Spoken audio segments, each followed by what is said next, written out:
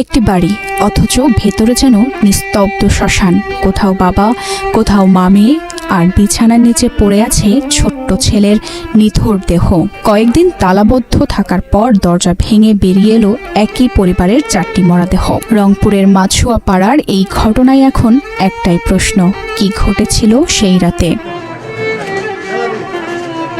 বাড়ির দরজায় তালা, বাইরে থেকে দেখে বোঝার উপায় নেই এই ঘরের ভেতরেই লুকিয়ে আছে এক পরিবারের 4টি নিথর দেহ।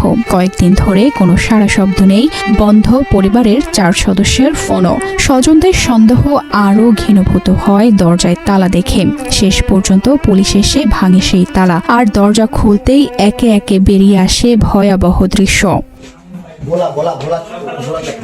রংপুর জেলা স্কুলের অবসরপ্রাপ্ত শিক্ষক গণিপতি চক্রবর্তী ওরফে জুয়েল পরিবারের কাছে ছিলেন ছায়ার মতো। অবসরের পর নিজের বাড়িতেই চালাতেন হোমিওপ্যাথিক চিকিৎসার চেম্বার, কিন্তু সেই বাড়ির ছাদে পাওয়া গেল তার মরদেহ। সিঁড়িতে পড়েছিলেন স্ত্রী প্রীতিলতা চক্রবর্তী ও মাস্টার পড়ুয়া মেয়ে আগামী চক্রবর্তী প্রাপ্তি। আর সবচেয়ে হৃদয় বিতরক দৃশ্য, একটি কক্ষের বিছানার নিচে পাওয়া গেল 5ম শ্রেণীর শিক্ষার্থী ছোট আয়ুষ চক্রবর্তী পিয়মের মরদেহ। আপাত দৃষ্টিতে মনে হচ্ছে ডিকম্পোজিশন দেখে মনে হয় 3-4 দিন আগে।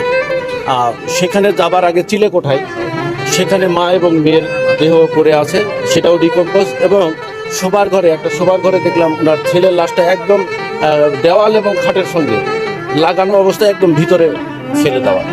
এ বিষয়ে সিআইডির ইনচার্জ বলছে, বাড়িটির বিদ্যুৎ সংযোগ বিচ্ছিন্ন ছিল। আসবাবপত্রের যেসব জায়গায় স্বর্ণালংকার রাখা হতো সেসব স্থানেও পাওয়া গেছে ভাঙা অবস্থায়। তাদের বৈদ্যুতিক সংযোগটা বিচ্ছিন্ন এবং পারিপার্শ্বিকতা ভিতরের যে অবস্থা, তাতে আমার মনে হয়েছে, প্রাথমিকভাবে আমি মনে করছি এটা ডাকাতির ঘটনা। তিনি আরও বলেন, 3 থেকে 4 দিন আগে তাদের হত্যা করা হয়ে থাকতে পারে। প্রতিটি লাশের গলায় কিছু দিয়ে পেঁচানোর চিহ্ন রয়েছে বলে জানান তিনি। ডাকাতির উদ্দেশ্যে তাদের হত্যা করা হতে পারে বলে প্রাথমিক ধারণা করা হচ্ছে। মানে আসবাবপত্র যেগুলোতে আমরা সাধারণত টাকা পয়সা বা গহনাপত্র রাখি, সমস্ত কিছু তারা ভেঙে ফেলছে।